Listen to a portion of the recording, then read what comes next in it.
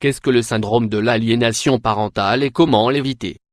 Sous l'effet du syndrome de l'aliénation parentale, l'un des parents sera mauvais aux yeux de l'enfant, sans pour autant être en tort. Le concept du syndrome de l'aliénation parentale n'est accepté dans aucun manuel de psychiatrie. En revanche, on peut établir son existence.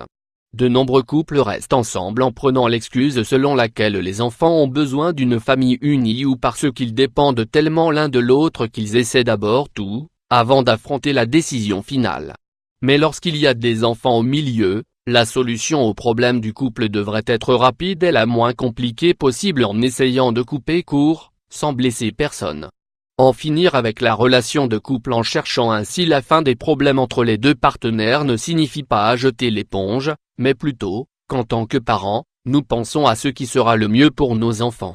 Ton père est très méchant. Maltraitance infantile. Ton père est méchant est ce qu'un enfant peut finir par penser de l'un de ses parents en conséquence du syndrome de l'aliénation parentale, une fois qu'ils se sont séparés ou lorsqu'ils se trouvent en plein processus de séparation et qu'ils commencent à jeter des pierres à l'autre. De nombreux parents ne savent pas à quel point leur attitude peut être néfaste. C'est comme s'ils ne pensaient qu'à eux, à leur mal-être, en oubliant que leurs enfants traversent une période très sensible où ils absorbent tout et dont les expériences négatives peuvent laisser des traces capables de marquer leur avenir.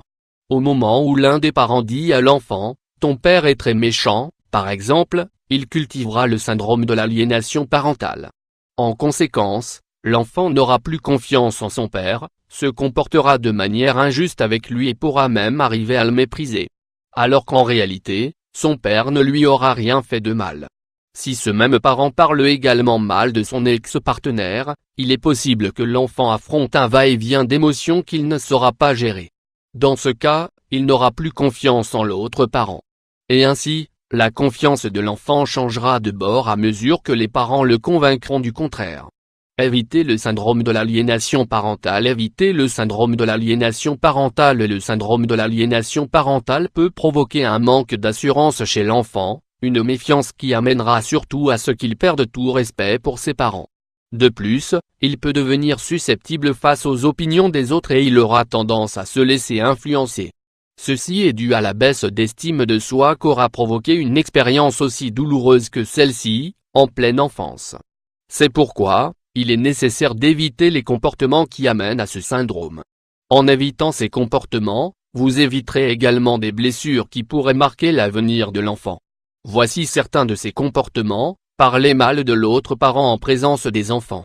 Essayez de manipuler l'enfant afin qu'il se sente mal de vouloir voir son autre parent.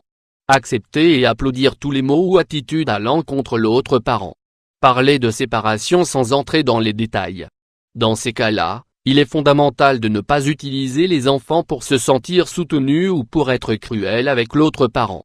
Les enfants ne sont responsables de rien, d'autant plus que la personne qui fait cela doit également avoir des choses à se reprocher.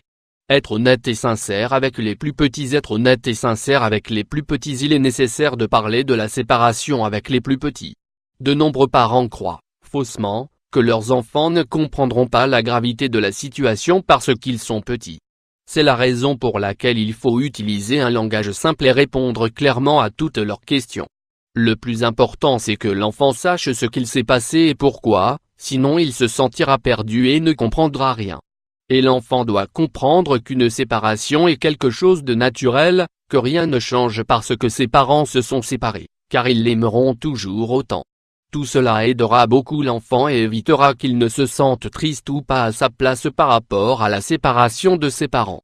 De cette manière, l'enfant comprendra qu'un entourage négatif n'est pas quelque chose qui rend les personnes heureuses et que lorsque cela arrive, il vaut mieux se séparer. L'une des choses les plus importantes que l'enfant doit comprendre c'est que malgré la séparation, ses parents ne cesseront jamais de l'aimer ni de passer du temps avec lui. Si vous êtes sur le point de vous séparer et que vous avez des enfants, nous vous invitons à lire également ceci: nous ne devrions pas rester ensemble.